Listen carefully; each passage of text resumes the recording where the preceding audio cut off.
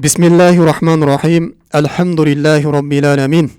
Урматтуу мусулман бир тууганым, сиздер менен биз кыямат күнүндө инсанды тозокко кириптер кылып коюучу оор күнөөлөр тууралуу сүйлөшүп жатабыз.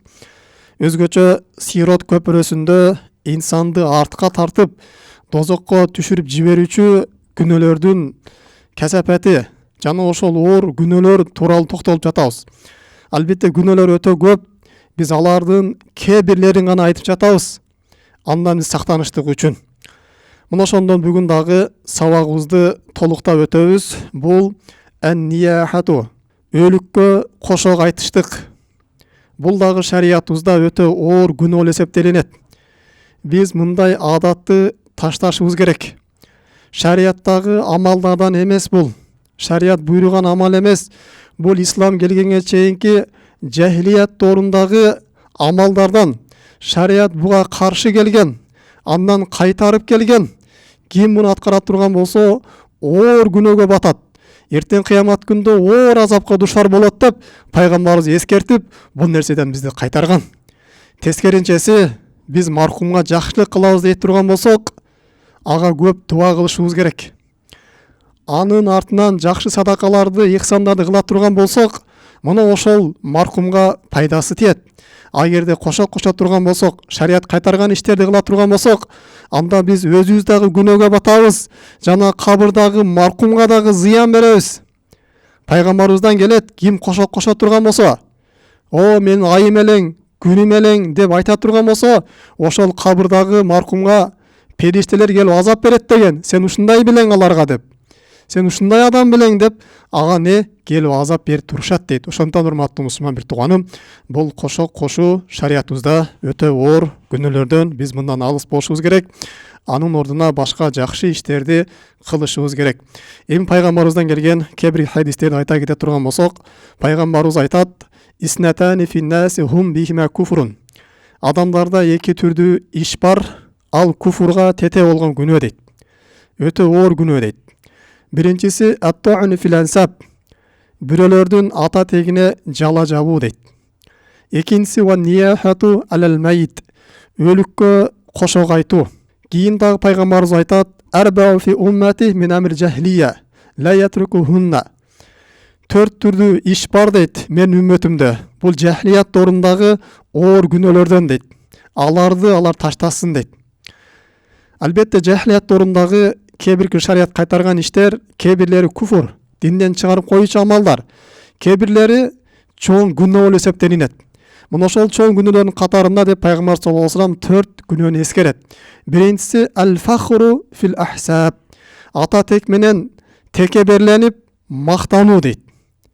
Ва-та'ну фил ансаб, бирөөлөрдүн ата тегине жала жабуу. Вал-истисқа бин нужум, жылдыздардан жамгыр тиленип сураныштык. Эгер жамгыр жааган болсо, же кар жааган болсо, асманда паланча жылдыз менен паланча жылдыз бири-бирине туш келген себептүү ушундай жамгыр түшүп атат деп шүгүрдү Аллах Таалага билдирбестен ошол жамгырларга, ошол жылдыздарга айтыштык. Бул да оор күнөө. Төртүнчүсү wan-niyaha дейт. Бул өлүккө кошок айтуу дейт. Пайгамбарыбыз дагы бир хадисте айтат: "Саутани мал'унани фид дуния вал ахира." Эки түрдүү үн бар, ал бул дүйнө жана ахиретте каргышта калган дейт. Демек, каргышта калган деген сөз колдонгон кезде бул өтө оор күнөө экенин далалат кылат. Аллахтын наалаты болот дейт ушул эки үнгө. Ким ушул эки үндү кошо турган болсо, эки үндү айта турган болсо, биринчиси мизмарун инна ни'матин. Адамдарга жакшылык келген кезде музыкалык аспаптарды колдонуштук, ырдаштык дейт. Ыр угуштук, аккордеон ойноштук, ансамбль ойноштук, дагы башка ушундай үн кошоктору менен үн чыгарып ырдаштык. Мына ушул не наалатта калган биринчи үн дейт. Экинчиси вароннату иннал мусиба, адамга мусибат келген кезде кошок кошуп бакырып кыйкырыштык. Мына ушул дагы Аллахтын наалатында калган үндөрдүн бири деп пайгамбар саллаллаху алейхи вассалам айтып атат. Эми мындан сырткарда урматтуу мусулман бир тууганым, бул кошок айтуунун өтө оор күнөө экенин далилдер аябай көп. Биздин алымдарыбыз бул оор күнөө экендигине, муну шарият кайтарган экендигине иттифак кылган маселе. Пайғамбар саллаллаху алейхи дағы бір оор хадис айтады: «Ан-найхату иза лам татуб қабла маутиха». Егерде қошақ айтушы адам ошол ишинен қайтпай тұрған болса, тооба кылбай тұрған болса, қиямат күнүндө ушундай турат: алейха сирбалун мин қитран дейт. Үстүндө ошол кара майдан сыйпалган кийим менен турат дейт. Ва дарун мин жараб, жана кытыштыра турган ушундай бир кемзир ага кийгизилет дейт. Башар хадисте айтат, ошол кара кирасинен болгон кийим менен турат дагы, аны дозак отуна алып келип туруп, астынан от коюп туруп, аны өртөйт деген. Анткени кара кирасин ушундай тез өтө алат. Болгону дагы денеге жармашып, ушундай оорутуп, күйгүзөт. Жана ошону дагы ошол кытыштыруучу дейт. Бандай котурак кылуучу кийим кийгизип коет, анан кытышып, тырманып ошону кыйналат дейт. Анткени кошок айтып, ал бул дүйнөдө ошол өткөн маркумдардын жакындарынын жүрөктөрүн козгогон дейт. Мусибаттарын кайра-кайра жаңылаган дейт. Алар унутуп калган кезде кайра келип кошок коюп, "О, мен андай элем, мындай элем" деп жүрөктөгү кайгыларын күчөткөндүгү үчүн мына ушундай азапка душар болот дейт.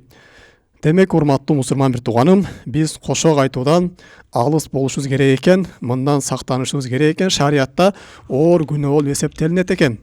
Албетте, биз ар бир ишибизди колубуздан келишинче шариатка ылайыкташтырып жасай турган болсок, бул дүйнөдө бизге береке болот, жана акыретте дагы бактылуулукка эргешебиз. Андан кийинки дагы оор күнөөлөрдөн ал-фахру бил-ахсаб вал-ансаб. Ата теги менен сыймыктанып текеберлеништик. Башкалардын ата тегин төмөнгө уруп, өзүнүн ата теги менен сыймыктанып мактаныштык. Бул дагы шариатта оор күнөөлөрдөн. Өзүнүн уруусу менен, "О, мен уру мындай уру, күчтүү урууларданбыз" деп өзүн жогору коюп сыймыктанып текеберлеништик. Бул дагы шариятыбызда оор күнөө эсептелинет. Ооба, ата текти билиш керек. Шариятыбыз бул нерсеге буйруган. Бирок аны билгенде максат андан текеберленүү эмес. Башка бир шарий максаттардан өзүнүн ким экенин, кимдин уруусунан экенин билип коюу гана максат. Ал эми аны билип, текеберленип, "Менин урум мындайдан болгон, биздин ата бабаларыбыз мындай болгон" деп текеберленип жүрүштүк. Бул шариятыбызда оор күнөө. Пайгамбар саллаллаху алейхи хадис келет. Муса алейхиссаламдын доорунда дейт: "Эки адам бири-биринин ата тегин айтып мактанып калды" дейт. Бирөө өзүнүн 9-чу атасына чейин эсептеп туруп мактанды дейт. Анан экинчисине айтты: "Мен анта ла уммалака", апасы жок. "Сенин ата тегиң кандай болгон" деп экинчиси текеберленип айтты. Ошондо экинчиси: "Ана фулан ибн ислам", "Мен паланчанын баласы, исламдын баласымын" деди. Ошондо Аллах Таала Муса алейхиссаламга вахий кылып айтты: "Мына эки ата теги менен мактанган адамдар" дейт. "Мына 9-чу өзүнүн насабын айтып мактанган адам" дейт. "Мурунку 9 атасы тең дозокто болгон" дейт. Ал эми жахилият доорунда куфр болгон себеп дозокто болот дейт. Бул дагы 10-чусу болуп, ошолор менен чогуу дозокко түшөт дейт. Ал эми экинчиси өзүнүн эки атасын атап, үчүнчүсү "Мен исламдын баласымын" деген, "Мен Аллах Тааланын кулумун" деген адам дейт.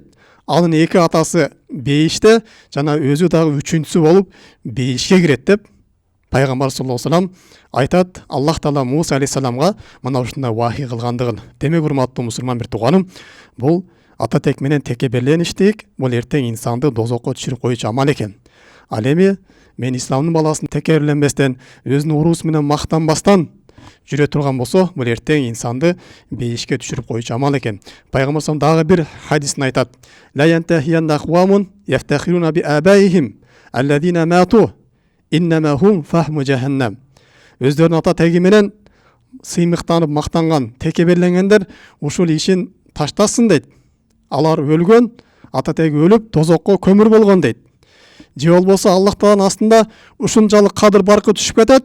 "Ахваналлахи минал жуали аллази юдахдиху ал-хуруа би анфихи" дейт. Ошол жанагы көңдү келип чукуган, уйлардын бандай бок согун келип чукуган кара коңуздан дагы анын кадыр баркы төмөнгө түшүп кетет Аллах Тааланын астында. Эгерде ушуну текеберленип мактан бере турган болсо дейт. "Инналлаха азхаба анкум айбайятал жахилия". Аллах Таала силерден жахилият дорундагы текеберликти кетирди. "Ва фахруга би абайха", жана ата теги менен мактанууну, сыймыктанууну Аллах Таала силерден кетирди, аны кайтарды. Албетте адамдар эки түрдүү болот. Муъминун тақийун, таква момун, же болбосо фажирун шақи, бузуку бактысыз адам болот дейт. "Аннасу куллухум ли Адам".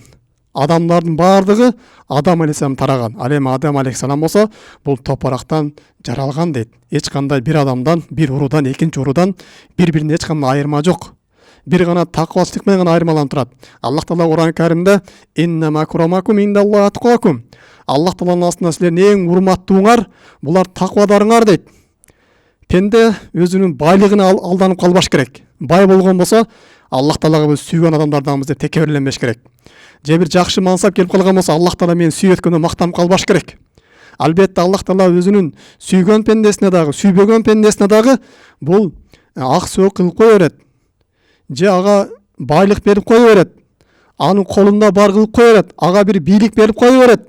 Инсан ушу менен алданып калбаш керек. Аллах Тааланын астында эң урматтуулукка татыктуу адамдар булар такыбалар. Динге бекем болгондор. Аллахтын шариятына моюнсунуп, Аллахтын буйруктарын аткаргандар, тыюуларынан тыйылгандар, мына ушулар Аллах Тааланын астында урматтуулар. Аллах Таала бул дүйнөдө рызкыны байга дагы, кедейге дагы бере берет. Мусулманга дагы, ыймансызына дагы бере берет. Бирок кыямат күнүндө Аллах Тааланын чыныгы рызкысын, бейиштеги рызкыны өзүнүн сүйгөн пенделерине берет, өзүнүн момун пенделерине берет, өзү чыныгы урматтаган пенделерине берет.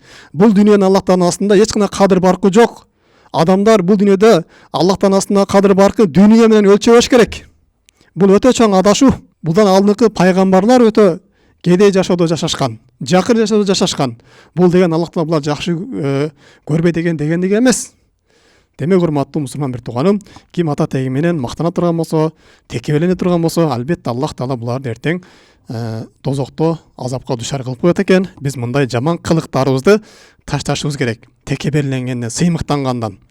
Албетте, бирок ушу менен биргеликте өзүнүн санжырабызды, ата бабабызды билишибиз керек. Андан кийинки дагы оор күнөөлөрдүн бирөөсүнө токтолуп кое турган болсок, такфирул муслимина ва ла'анухум дейт.